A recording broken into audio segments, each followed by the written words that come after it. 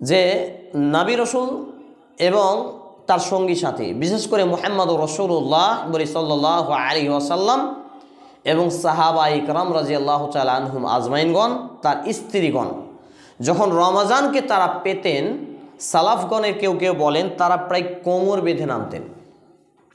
কোমর বেঁধে নামা বুঝি না? আপনার ধান শুকাতে দেওয়া আছে, বৃষ্টি উঠিয়েছে প্রচুর পরিমাণে, মা এবং বোনেরা কাপড়টাকে সুন্দর করে গোছিয়ে কোমরে বেঁধে নেন না, দিয়ে ধানটা গুছান যাতে বৃষ্টি ঝড়ে ক্ষতি না হয়ে যায়। তাহলে আমার এবং আপনার ইমানের যাতে ক্ষতি না হয়ে যায়, রমজানটা যাতে হেলায় অবহেলায় না কেটে যায়, এই জন্য কোমর বেঁধে ইবাদত করা এই রকম বুঝিয়েছেন। সুবহানাল্লাহ। মানে পূর্ণ প্রস্তুতি, রমজান আসছে পূর্ণ প্রস্তুতি।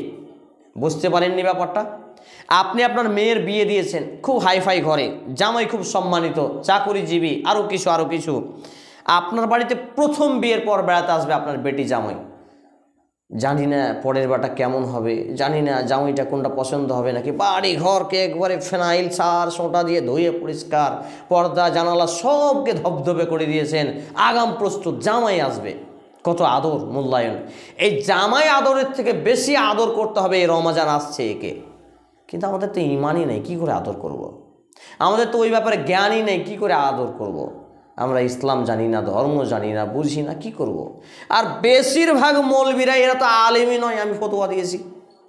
বেশিরভাগ মৌলবীরা এরা আলেমই নয়, এরা মৌলবী মাওলানা কিন্তু আলেমই নয়। খায় ভুঁটি ভোটে আর মসজিদে পড়ায়, মক্তব করে, নামাজ পড়ে, বাস সময় শেষ। এরা হক কথা বলতে পারে না, এরা মুখে কুলুপ এঁটে রেখেছে। বেশিরভাগ অধিকাংশই মুখে কুলুপ এঁটে রেখেছে। এরা কথা বললে, কোরআন এবং হাদিসের কথা বললে যদি আপনার মাদ্রাসার বিরুদ্ধে যাই বলবে না, মসজিদের কমিটির বিরুদ্ধে যাই বলবে না, মাদ্রাসা কমিটির বিরুদ্ধে যাই বলবে না। এরা মুখে কুলুপ ধরেছে। কুলুপ ধরা বুঝেন না? পেশাব করার পরে ঢিল ব্যবহার করতে হয়, ঢিল ব্যবহার করেছে মুখে যাতে কথা না বের হয়। এরা হচ্ছে বদরুস শয়তান। খুব ভয়ঙ্কর পরিস্থিতি। সম্মানিত উপস্থিতি মা এবং বোন, এই রমজানের পূর্ণ প্রস্তুতি নিয়ে আমাদেরকে যেটা করতে হবে, দুনিয়ার উপার্জনের সংখ্যা কিছু কমাতে হবে। টাকা পয়সা, ব্যবসা বাণিজ্য, ইদাস বিদাস এইগুলো একটু কমিয়ে দিতে হবে।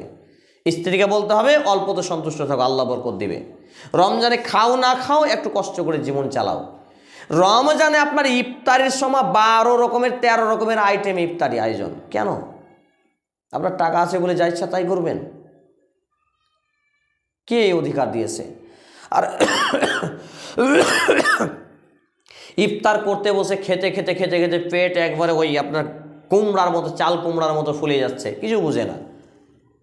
এক পর্যায়ে ডাক্তার তখন বলছে কি, যে পেটে চর্বি ধরেছে, একে হাঁটা চলা করতে বলো, কম খাবার খেতে বলো। এই দিন আসার আগেই সুন্নাত মানেন, শরীয়ত মানেন। নবী মুহাম্মদ রাসূলুল্লাহ সাল্লাল্লাহু আলাইহি সাল্লাম তো আমাদেরকে বলেছেন যে খাবার সময় 3 ভাগের 1 ভাগ খালি রেখে খাবে। 3 ভাগে ভাগ করে 1 ভাগ খাবার, 1 ভাগ পানি এবং 1 ভাগ শ্বাসের জন্য খালি রাখবে। মেডিকেল সায়েন্সও এই শিক্ষা দিচ্ছে। যখন ডাক্তার আপনাকে বলছে এক কথাই মেনে নিচ্ছেন, আল্লাহ রসুল বলছে তখন একবারও মানেন না, এগুলো মুসলমানের পরিচয় নয়। তাহলে রমাজানকে আমরা বরণ করব কিভাবে? পূর্ণ প্রস্তুতি। রমাজান আসছে, আমাদের বাড়িঘরকে পরিষ্কার পরিচ্ছন্ন করে কি করব? পেশাব টেশাব হয়তো বাচ্চা ছেলে করেছে, সবকে ধুয়ে খেছে একবার পরিষ্কার করে দেবো আগাম। এটা রমাজান আসছে, কেন জামাই এলে আমার বাড়িঘর পরিষ্কার করা লাগে। রমাজান আসছে, আমাকে প্রস্তুতি নিতে হবে না? এবং আমাকে সুন্দরভাবে প্রস্তুতি নিতে হবে যে কোরআনটা রমজানে শিখব।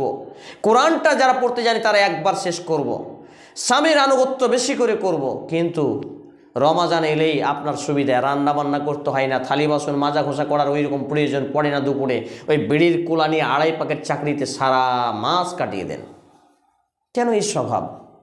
এই দিনের বেলা বিড়ি আর রাতের বেলায় হাঁড়ি, এই নিয়েই ব্যস্ত বেটি ছেলেরা।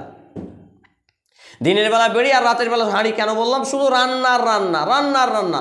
ধুলিয়ান বাজার থেকে নিয়ে চলে এসছে আপনার স্বামী ইলিশ মাছ, আবার কোথায় কসাইখানা থেকে নিয়ে চলে এসছে খাসির মাংস। শুধু খাও আর খাও আর পায়খানা করো, লোডিং আর আনলোডিং। এইরকম স্বভাব চরিত্র মুসলমানদের। খাও দাও মাস্তি করো, টাকা পয়সা কামাই করো, দুনিয়াটা মস্ত করো, এই নাস্তিকবাদী চলাফেরা। এগুলো মুসলমানের চলাফেরা নয়। আর আরেকটা কথা আপনাকে বলে দিই, মাশাআল্লাহ, যারা বিড়ি বেঁধে রমজান মাসে কাটাবে এরা রোজা রাখবে, কিন্তু সিয়াম নয়। জেনে নিন মাশাআল্লাহ, বিড়ি বেঁধে রোজা হয়, সিয়াম হয় না, রমাজান আদায় হয় না। সিয়াম যে রাখে বা থাকে তাকে বলে সায়েম, সিয়াম পালনকারী। সিয়াম মানুষ যে বিরত থাকা, অশ্লীল অপকর্ম, পাপ, গান বাজনা, বেহায়া, হারাম, এমনকি স্বামী স্ত্রীর সম্পর্ক জায়েজ, অথচ রমজান মাসের দিনের বেলা জায়েজ নয়। আল্লাহুস সামাদ।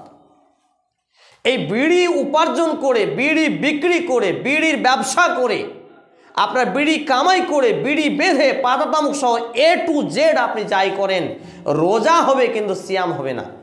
কারণ সিয়াম মানে হচ্ছে বিরত থাকা, দূরে থাকা, বেঁচে থাকা, আর রোজা মানে হচ্ছে উপবাস থাকা, যেটা অমুসলিমরা করে। নাউজুবিল্লাহ। উপবাস মানে শুধু খাওয়ার পানি, এইটা বাদ বাকি গানও শোনে, দাড়িও কাটে, তারপর সিনেমাও দেখে, টিভিও দেখে, গীবতও করে, পরচর্চাও করে, যা ইচ্ছা তাই করে, বিড়িও বাঁধে, হারামও খায়, সুদও নেয়, ঘুষও থাকে, কিচ্ছু লাভ নেই, কোনো কাজেই আসবে না, কিচ্ছু কাজে আসবে না। এই কথাটি গরুর হাটে একটা মেয়ে হায়ার করে বলতে বলেছেন যে বিড়ির বিরুদ্ধে বলিয়েন, তাদের ওইখানে আচ্ছা করে ধোলাই হয়েছে। কারণ আমি হাবিবুল্লাহ ইসলামের ছাত্র, তবে কোনো কথা হক কথা বলতে আমি পিছু পা হই না। কারণ আমি পেটের দায়ে মলবি, কার কথায় চলবি এরকম নয়। আমাদের সমাজে প্রায় পেটের দায়ে মলবি, জনগণের মতো চলবি। জি বাস্তব। যদি কথা হক হয় বলতে পারবে না, আমাকে মসজিদ থেকে বার করে দিবে। আমি দান চাইবো তো দান আমাকে দিবে না, আমি টাকা নেবো তো আমাকে টাকা দিবে না। আমি কিচ্ছু ভয় করি না। আর রাজ্জাক, তিনি রুজির মালিক আল্লাহ। অধিকাংশ মৌলবি মনে করে রুজির মালিক মসজিদ কমিটি। নাউজুবিল্লাহ। যদি তাই মনে না করে তাহলে মসজিদ তৈরি হচ্ছে বিড়ির টাকায়, অথচ মুখে কুলুপেটা আছে বলে না। আপনাদের এই মসজিদে আমাকে বলতো যখনই আমি আসতাম, भाई साहब यहाँ पे आइए खुतबा दीजिए लेकिन बीड़ी के बारे में मत बोलिए, মাথাই খারাপ।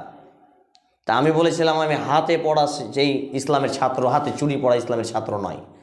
হাতে চুড়ি পড়া যারা ইসলামের ছাত্র বা আলেম দাবি করে, জাহেলগুলো, এদের কাপড় পরে কান ফড়ানো উচিত।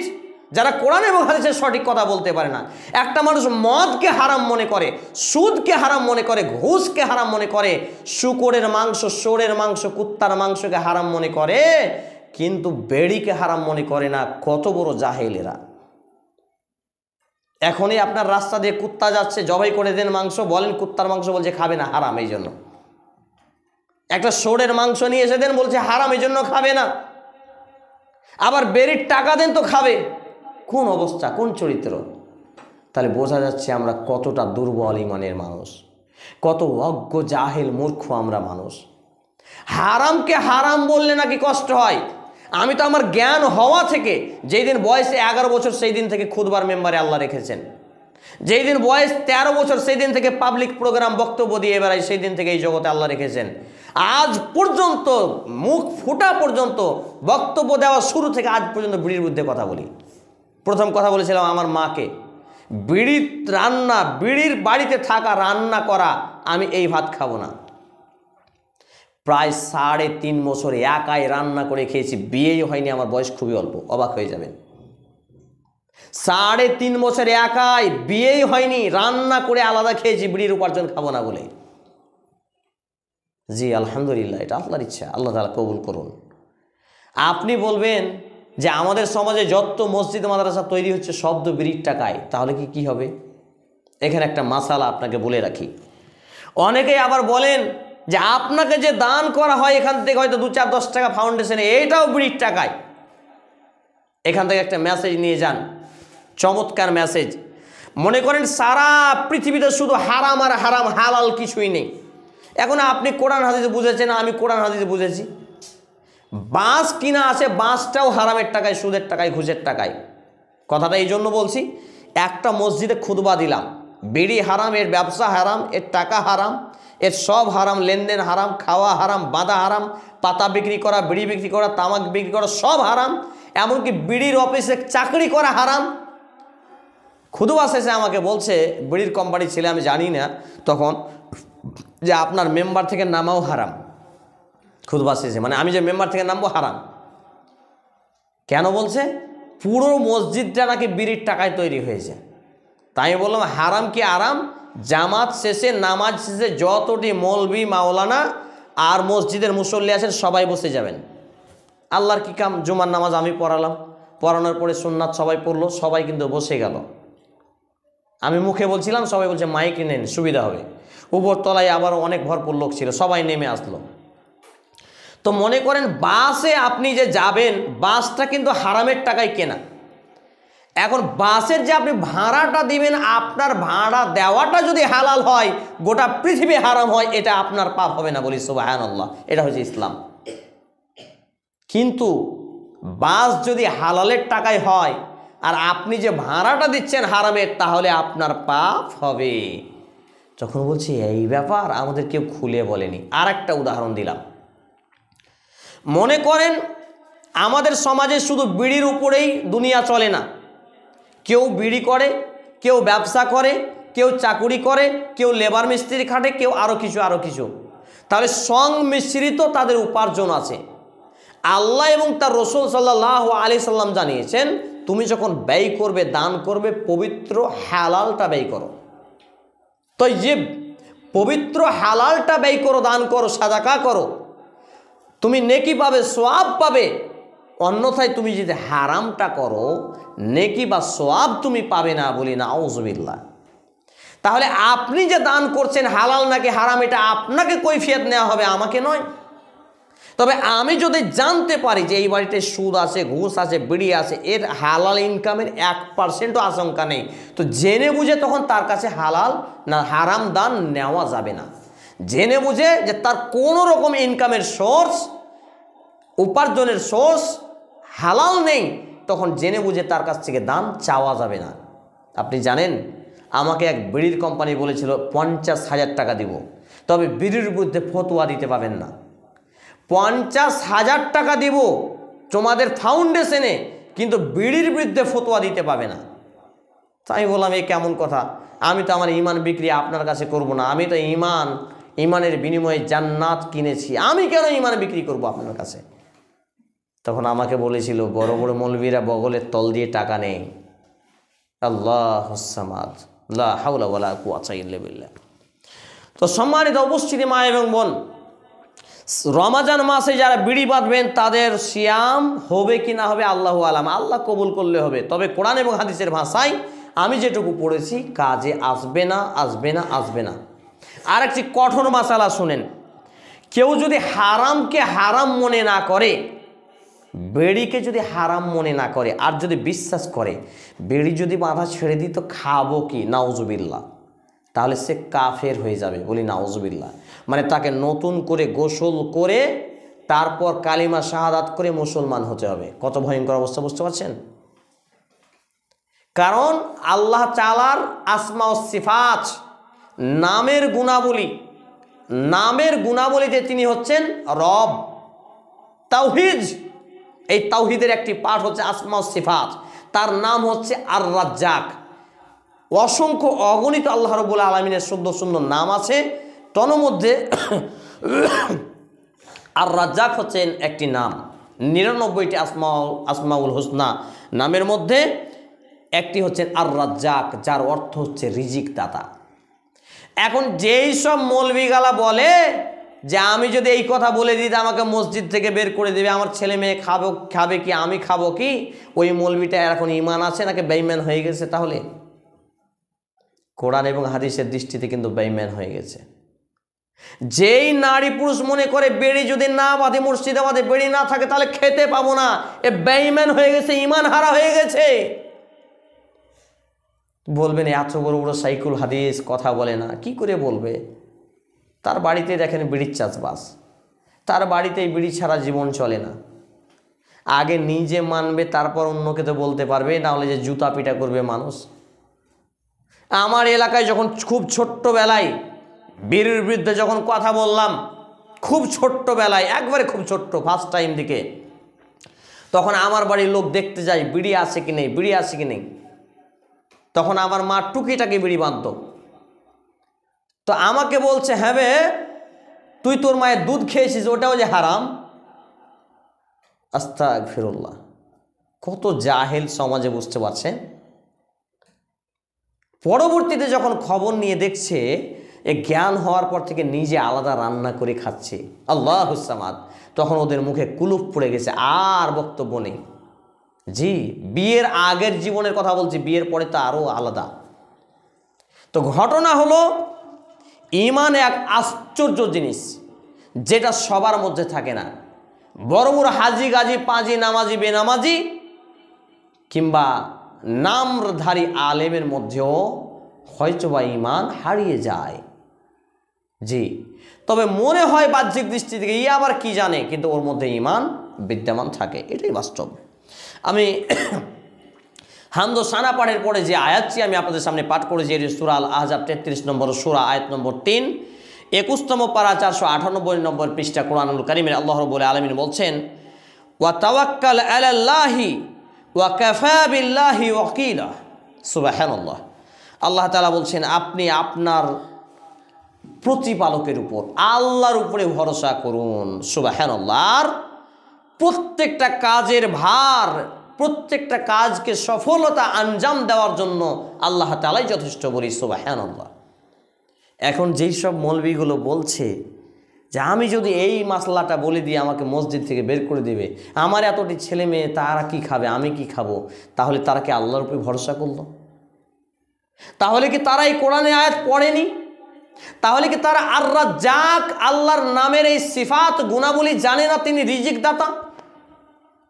চিন্তা করেন, আপনি দুটো মুরগি নিয়ে আসছেন বাজার থেকে কিনে, একটা মুরগিতে খুবই খাচ্ছে, একটাতে খাচ্ছে না। আপনি কি করলেন? একে জবাই করে ফেলবো। খাচ্ছে না, তাকে জবাই করে খেয়ে নিলেন। কারণ এই মুরগিটা আপনার বাড়িতে রুজি লেখা নেই, কিন্তু ওই মুরগিটা আপনার রিজিকে লেখা আছে, আপনি খাচ্ছেন, বলি সুবহানাল্লাহ। এটা হচ্ছে ভাইটাল পয়েন্ট, আমরা বুঝতে পারি না। এটা গভীর জ্ঞান লাগবে অনুধাবন করতে গিয়ে।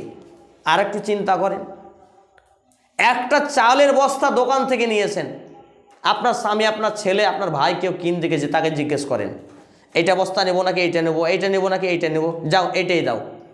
বাড়ি নিয়ে এসছে, ওই চাল থেকে কিছু মিস কিনে গেছে, কিছু মসজিদ মাদ্রাসায় গেছে, কিছু আপনার দান ধ্যানে গেছে, কিছু বকরিতে খেয়েছে, কিছু মুরগিতে খেয়েছে, আর যেটি আপনার রুজিতে লেখা আছে ওটি আপনার পাতিলে পড়ছে। এর মধ্যে কেউ আপনার বাড়ি কুটুম বেড়াতে আসছে, তার ভাগ্যে কিছু লেখা আছে, সেও খেয়েছে। আল্লাহু আকবার। इसी को बोलते हैं दाने दाने में लिखा है खाने वाले का नाम। सुबहानाल्लाह। প্রত্যেকটা দানাতে লেখা আছে যে খাবে তার নাম, এটা হচ্ছে রিজিক। আর একটু চিন্তা করেন, আপনার বাড়ির পাশে নদী, ধুলিয়ান নদী, গঙ্গা, গঙ্গাতে মাছ নেই, মাছেরা কি লেবার মিস্ত্রি খাটতে যায়, চাকরি করতে যায়, তারা কি খেতে পায় না? আল্লাহুস সামাদ। তাহলে যে পানির পেটে মাছকে খেতে দেন তিনি কে? আর রাজ্জাক, রিজিক দাতা, রুজি দাতা। যেই আল্লাহ তাআলা রিজিক দেন, রুজি দেন, তিনি আমাকে আপনাকে মানুষ করেছেন, তিনি রুজি দেবেন না? তবে মাছ কিন্তু হাত পা গুটিয়ে বসে থাকে না, লেজ নাড়িয়ে, পাখনা নাড়িয়ে সে বেড়ায়। আমাকে এবং আপনাকে হাত পা ঘেঁটে বেড়াতে হবে। তো কথার বলার উদ্দেশ্য হচ্ছে, আকাশে উড়ে চলা পাখিকে খেতে দেন আল্লাহ, সুবহানাল্লাহ। পানির পেটে মাছকে খেতে দেন আল্লাহ। মাটির নিচে কেঁচো দেখেন না? আশ্চর্য এক সৃষ্টি কেঁচো, মাটি থেকেই সৃষ্টি, আল্লাহুস সামাদ। আবার শরীরে রক্ত, মাটি খায় তাও রক্ত। কত অসংখ্য কীট পতঙ্গ আল্লাহ তাআলা সৃষ্টি করেছেন, সবাইকে খেতে দেন, আমাকে আপনাকে খেতে দেবেন না? বলে না আমার এবং আপনার ঈমানটা দুর্বল, এই জন্য হারাম ছাড়তে পারি না। জি, এই জন্য হারাম ছাড়তে পারি না, আমার এবং আপনার ঈমানটা দুর্বল। আপনি মাস গেলে এখন 10,000 টাকা ইনকাম করছেন, বলছেন বিড়ি যদি ছেড়ে দিই, এর কারবার ব্যবসা বাঁধা যদি ছেড়ে দিই, তাহলে খাবো কি? মাসে তো 10,000 ইনকাম করতে পারবো না। না, ভুল হিসাব, পারবেন। প্রত্যেকটা উপার্জনের সোর্স আপনার যা আছে আপনি অতটুকু মাসে পারবেন, কিন্তু পদ্ধতিগত আপনি হারাম করে জাহান্নামে যাচ্ছেন। হালাল করে আল্লাহর উপরে তাওয়াক্কুল করুন, ভরসা করুন, আল্লাহ আপনার জন্য যথেষ্ট, বলি সুবহানাল্লাহ। এই আয়াত তার বাস্তব প্রমাণ। সূরা আল আহজাব 33 নম্বর সূরা 3 নম্বর আয়াত, 21তম পারা, পৃষ্ঠা নম্বর 418। আল্লাহুস সামাদ। অর্থাৎ আল্লাহ তাআলা আমার আপনার জন্য যথেষ্ট হবে যদি আমরা তার উপরে ভরসা করি, তাওয়াক্কুল করি। তাওয়াক্কুলই নেই, তাওয়াক্কুলই নেই, আল্লাহর প্রতি ভরসাই নেই।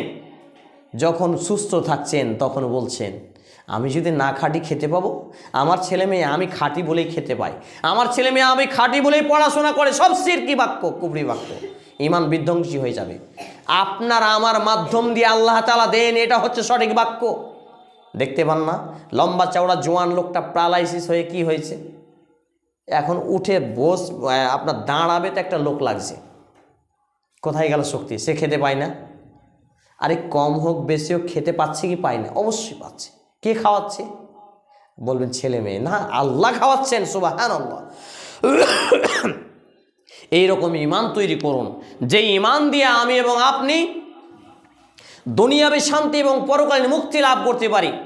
একটা খেটে খাওয়া, দিন গেলে 300 টাকা উপার্জন করা, 150 টাকা উপার্জন করা ভ্যান চালককে জিজ্ঞেস করেন কত শান্তি। দিনম্যান ভ্যান চালিয়ে শরীরে একবারে পানি পানি করে দিচ্ছে রক্তকে, বেলা শেষে জিজ্ঞেস করছি ক টাকা হয়েছে? 150 টাকা। কটা ছেলে মেয়ে? 4টা। সংসার কি করে চলে? আলু ডাল ভাত খাবো দাদা, একবারে এত ঘুম দিব, ঘুমে একবারে ফজরের সময় ভাঙবে, সুবহানাল্লাহ। কিন্তু দিন গেলে লাখ লাখ টাকা উপার্জন করা লোকটাকে দেখেন, হিসাবের খাতা ক্যালকুলেশন করতে করতে করতে করতে রাত্রি 12টা, খাওয়া দাওয়ার সাথে 1টা, ঘুমাবলো 3টা, আর কখন যে ঘুম ভাঙলো আল্লাহুস সামাদ, নাউযুবিল্লাহি মিন জালিক। শান্তি নেই। তাও এত টাকার মধ্যে বাড়িওয়ালির সাথে ঝামেলা, স্ত্রীর সঙ্গে, ছেলে মেয়ের সাথে ঝামেলা, জমি জায়গালেই ঝামেলা। কেন?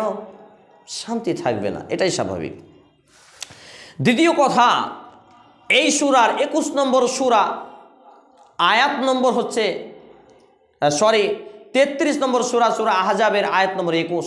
আল্লাহ সুবহানাহু ওয়া তাআলা বলছেন, লাকাদ কানা লাকুম ফি রাসূলিল্লাহি উসওয়াতুন হাসানা, অর্থাৎ তোমাদের জন্য নবী মুহাম্মদ রাসূল সাল্লাল্লাহু আলাইহি ওয়াসাল্লামের মধ্যে রয়েছে উত্তম আদর্শ। আমাদের জন্য নবী মুহাম্মদ রাসূল সাল্লাল্লাহু আলাইহি ওয়াসাল্লামের মধ্যে উত্তম আদর্শ যদি হয়, তাহলে সেই নবী মুহাম্মদ রাসূল সাল্লাল্লাহু আলাইহি ওয়াসাল্লাম নারীদের পর্দার বিধানের কথা বললেন। যেই সব মেয়েরা বোরখা ছাড়া, পর্দা ছাড়া জীবন চালায়, তাদের রোজা হবে, সিয়াম হবে না। যেই সব মেয়েরা বিড়ি বাঁধে, তাদের রোজা হবে, সিয়াম হবে না। যেই সব মেয়েরা দেবরের সঙ্গেও কথা বলে, ভাসুরের সঙ্গেও কথা বলে, খালাতো ভাই, মামাতো ভাই, ফুফাতো ভাইয়ের সঙ্গে কথা বলে, কিন্তু স্বামীর আনুগত্য করে না। স্বামী অসুস্থ হয়েছে, সেবা যত্ন নেই। স্বামী উপার্জন কম করতে পারে, ভালোবাসে না। স্বামী একটু দুর্বল, পেয়ে বসে, চেপে বসে। এইসব নারীদের নামাজ, রোজা, হজ, যাকাত, দান, সাদকা কিচ্ছু কাজে আসবে না। এই নারী জাহান্নামে যাবে বলি নাউজুবিল্লাহ। শুধু কি তাই? আপনি 22 বছর ধরে নামাজ পড়েন, 32-62 বছর ধরে নামাজ পড়েন, শুনেন, কোনো বেটি ছেলে যদি নামাজ পড়তে পড়তে তার হাতটা উদাম হয়ে যায়, কবজি পর্যন্ত পায়ের গোড়ালির উপরে উঠে যায়, সেই বেটি ছেলের নামাজই হয় না। আপনি তো উজু করেন রাস্তার ধারে, দেবর দেখে, ভাসুর দেখে, রাস্তার পর পুরুষ দেখে, আপনার নামাজ হচ্ছে? আরে তাই তো, তাই আপনি যদি সারি কাপড় পরে নামাজ পড়েন, আপনার নামাজই হয়নি। 62 বছর ধরে নামাজ পড়েছেন, অথচ নামাজই হলেন, বলি নাউজুবিল্লাহ। কত ভয়ঙ্কর কথা না? বলবে এত বড় বড় জালসা শুনলাম, এত জায়গায় গেলাম, কোনো মৌলবীরা বললো না যে ওই যে এইটাই তো জ্বালা। মৌলবীরা বলবি না, পেটের দায়ে মৌলবি, আর জনগণের মতো চলবি, জনগণ যেভাবে চলে সেভাবে চলবি। জি, এটাই বাস্তব কথা। এই নামাজের এক্সট্রা একটা ড্রেস লাগবে মহিলাদের জন্য, যেটা তার মুখমণ্ডল থেকে শুরু করে কুনুই পর্যন্ত, হাতের কুনি পর্যন্ত, নখ পর্যন্ত, পায়ের পাতা নখ পর্যন্ত ঢেকে রাখবে। যদিও বেটি ছেলেটা একাকী, তার স্বামীও না থাকে, একাকী ঘরের মধ্যে 7টা ঘরের মধ্যে বদ্ধ হয়ে নামাজ পড়ে, তবুও তার উদাম যদি হয়ে যায়, তার নামাজ হবে না বলি নাউজুবিল্লাহ। শাড়ি পরে নামাজ পড়েন, এদিক উদাম ওইদিক উদাম, আপনার নামাজ হচ্ছে? আর এই জন্য বেটি ছেলেদের ঈমান কম, জ্ঞান কমের জন্য ঈমান কম, আর নামাজ কবুল হয় না। কি না তো কি, ঘিয়ের মতো ঘি, আস্তাগফিরুল্লাহ। এইরকমভাবে একটা একটা করে যদি খুলে খুলে বলি, কোনটা বলবো আর কোনটা ছাড়বো কিচ্ছু বলা যায় না। তাহলে আপনি রোজা রেখে দেবর ভাসুরের সঙ্গে গল্প করছেন, গান শুনছেন, ফেসবুক ইউটিউবে ভিডিও দেখছেন, নোংরামি করছেন, আপনার রোজা হচ্ছে, সিয়াম হচ্ছে না। রোজা হচ্ছে, সিয়াম হচ্ছে না। কারণ সিয়াম মানে বিরত থাকা, আর রোজা মানে হচ্ছে উপবাস থাকা। এই বেটা ছেলেটা রোজা রাখে, দাড়ি কাটে, রোজা হচ্ছে, কিন্তু সিয়াম রেখে দাড়ি কাটা হারাম, কাটছাট করা যাবে না। বেটা ছেলেটা রোজা রাখে কিন্তু নামাজ পড়ে না, রোজা রাখে কোরআন পড়ে না, রোজা রাখে হালাল হারাম বুঝে না, এর রোজা হচ্ছে সিয়াম হচ্ছে না। আল্লাহুস সামাদ। এভাবে আমরা বুঝবো কখন? আর আমি বুঝাবোই বা কী করে? এখন মা এবং বোনদের কিছু প্রশ্ন থাকতে পারে, এতদিন ধরে যে নামাজ পড়লাম, নামাজ হলো না, তাহলে কি করব? জি, আল্লাহ তাআলা বলছেন, দেখেন, ইল্লা মান তাওবা ওয়া আমানা ওয়া আমিলা আমালান সালিহান। সুবহানাল্লাহ। কিন্তু যারা বিশ্বাস স্থাপন করে, সৎকর্ম করে এবং প্রকৃত অর্থে তওবা করে, তওবা, আল্লাহ তাআলা সেই যে পাপের জন্য সে তওবা করছে, যে ভুলের জন্য সে তওবা করছে, সেই পাপ, সেই ভুলগুলোকে আল্লাহ নেকিতে পরিবর্তন, কনভার্ট করে দেন। বলি সুবহানাল্লাহ। মানে সারা জীবনে এইভাবে নামাজ পড়েছেন, জানতেন না, এখন কি করবেন? আপনি এখন ফিরে আসেন যে এতদিন করেছি আর করব না, তাহলে পুরো ড্রেস ঢেকে, যেই ড্রেসের কথা বললাম, আপনি কাপড় পরেন, নাইটি পরেন, চুড়িদার পরেন, যাই পরেন, এরপরে সালাত হিজাব বলে একটা হিজাব পাওয়া যায়, নামাজের এক্সট্রা হিজাব। এই হিজাব ছাড়া যদি আপনি নামাজ পড়েন, নামাজ হবে না। এই হিজাব নিতে হবে আপনাকে, যেটা পুরো ঢাকা থাকবে, একবারে কুনুই পর্যন্ত, একেবারে এইদিকে ঠেউনার নিচে চলে যাবে, এটা এক্সট্রা হিজাব। এইভাবে নামাজ পড়ুন, তাহলে পূর্বে যেটা ভুল হয়েছিল ওইগুলোকে আল্লাহ কি করবেন? নেকিতে পরিবর্তন করে দেবেন। বলি সুবহানাল্লাহ। এটি হচ্ছে সূরা আল ফুরকান, 25 নম্বর সূরা কুরআনুল কারীমের, আয়াত নম্বর হচ্ছে 70, পৃষ্ঠা নম্বর 19 এবং পৃষ্ঠা নম্বর 19 এবং পৃষ্ঠা নম্বর হচ্ছে 336 এবং পাড়া নম্বর হচ্ছে 19তম পাড়া, 336 নম্বর পৃষ্ঠা, 25 নম্বর সূরার আয়াত নম্বর 70, সূরা আল ফুরকান। এখান থেকে যেটা আমরা বুঝতে পারলাম যে আমরা ভুলের উপরে থাকবো না। এত বড় বড় মৌলবি বলেনি, এই কথা বলবো না। একটা কথা বলি আমি প্রায়, পানি হিট আছে দেখো তো,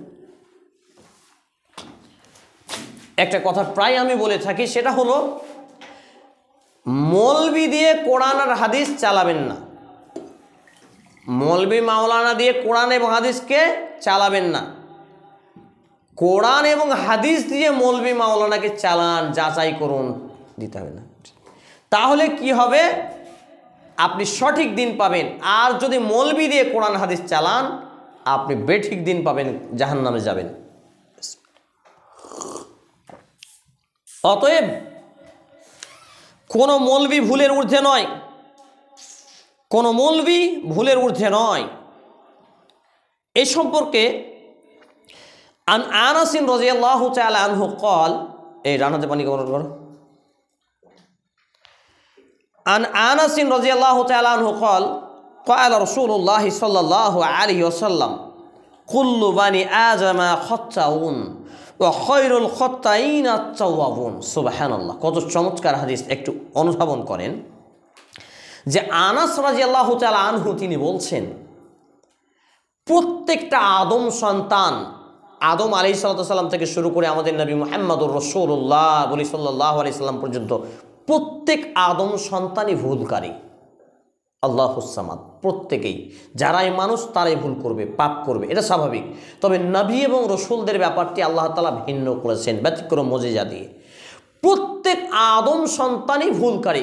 কুল্লু বানি আদমা খাত্তাউন, প্রত্যেকেই, যারাই মানুষ হবে তারাই ভুল করবে, পাপ করবে। তবে শেষের অংশটা দেখেন, ওয়া খায়রুল খাত্তাইন আত-তাওয়াবুন, তবে উত্তম ভুলকারী হচ্ছে সেই, উত্তম ভালো পাপকারী হচ্ছে সেই যে পাপের উপরে, ভুলের উপরে প্রতিষ্ঠিত না থাকে, ওইখান থেকে ফিরে আসে, সংশোধন হয়, সংশোধন করে আর তওবা করে। বলি সুবহানাল্লাহ। আয়াতটা কি বললাম? সূরা আল ফুরকানের 25 নম্বর সূরা 70 নম্বর আয়াতে, যে যদি পূর্বের ভুলগুলো, পাপগুলোর জন্য তওবা করি, আল্লাহ তাআলা সবগুলোকে মাফ করে নেকিতে পরিবর্তন করবেন। বলি সুবহানাল্লাহ। আর এই হাদিসে বলা হচ্ছে প্রত্যেক আদম সন্তানই ভুল করবে, তবে ভুল যে সংশোধন করে সেই হচ্ছে আল্লাহ তার রসুলের কাছে ভালো। বলি সুবহানাল্লাহ। হাদিসটি বর্ণিত সুনানে তিরমিজি গ্রন্থের 35 নম্বর অধ্যায়ের হাদিস নাম্বার হচ্ছে 2499, মুসনাদে আহমদ হাদিস নাম্বার 12637। আল্লামা নাসিরুদ্দিন আলবানী রাহিমাহুল্লাহ হাদিসটিকে হাসান বলেছেন, মানে গ্রহণযোগ্য। এছাড়াও সুনানে ইবনে মাজাহ গ্রন্থের পার্থিব ভোগ বিলাসিতার প্রতি আনুশক্তি, এই অধ্যায় 31 নম্বর অধ্যায় অনুচ্ছেদ নম্বর 30 তওবা সম্পর্কে আলোচনা। এই অধ্যায় অনুচ্ছেদের হাদিস নাম্বার হচ্ছে 4251 ক্রমিক নম্বরে।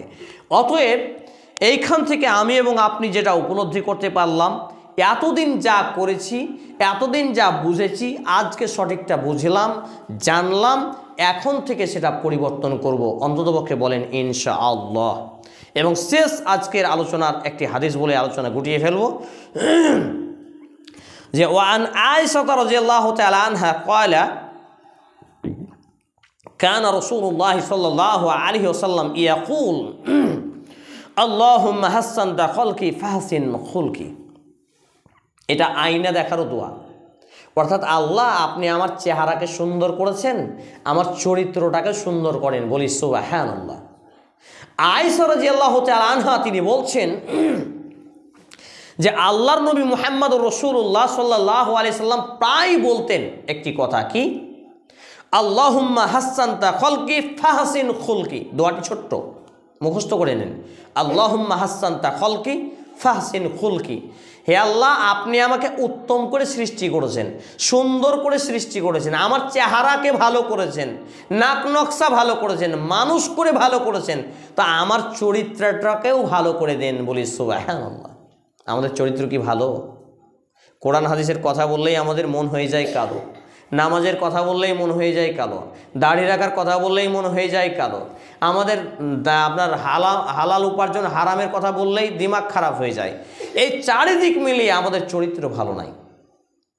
চারিত্রিক, বাহ্যিক হোক আভ্যন্তরিক হোক, চোখে দেখা হোক, কানে শোনা হোক, মুখে বলা হোক, শরীরে সম্পর্কিত হোক, যে কোনোভাবে চরিত্রকে ভালো করার থেকে মূল্যবান সম্পদ আর কিছুই নেই। অতএব আমার এবং আপনার উচিত এই দোয়াটা বেশি বেশি পাঠ করা। কি?